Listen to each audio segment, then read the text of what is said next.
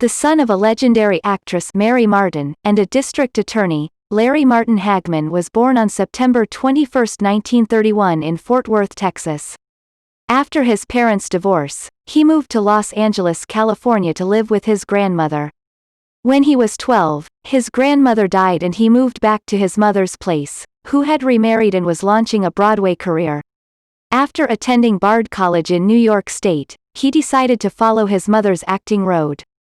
His first stage tryout was with the Margot Jones Theater in the Round in Dallas, Texas. He then appeared in the New York City Center production of Taming the Shrew, followed by a year in regional theater.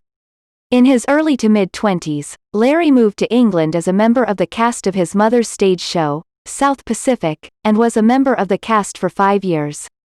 After that, he enrolled in the United States Air Force, where he produced and directed several series for members of the service.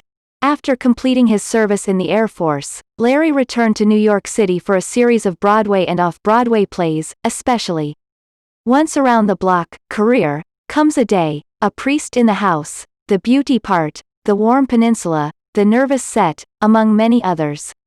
He began his television career in 1961 with a number of guest appearances on shows as The Alcoa Hour.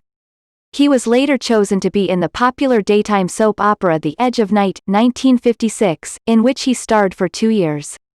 But that was his start. He later went on to become the friendliest television star in the NBC sitcom I Dream of Jeannie, 1965, in which he played the amiable astronaut Anthony Nelson. In the series, his life was endangered by this gorgeous blonde bombshell Jeannie played by Barbara Eden. The series ran for 5 years and after that, he continued his success in The Good Life, 1971, and Here We Go Again, 1973, as well as a number of guest-starring roles on many series. He was also with Lauren Bacall in the television version of the hit Broadway musical Applause, 1973. In 1977, the soap opera Dallas, 1978, came aboard and Larry's career was secured. He credits Sue Perchik for convincing him to do the show.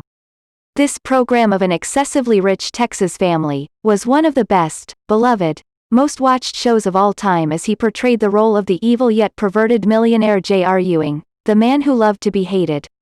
The series ran for an amazing 14.5 seasons and the Who Shot J.R. episode remains the second highly rated television show in the history of the satellite.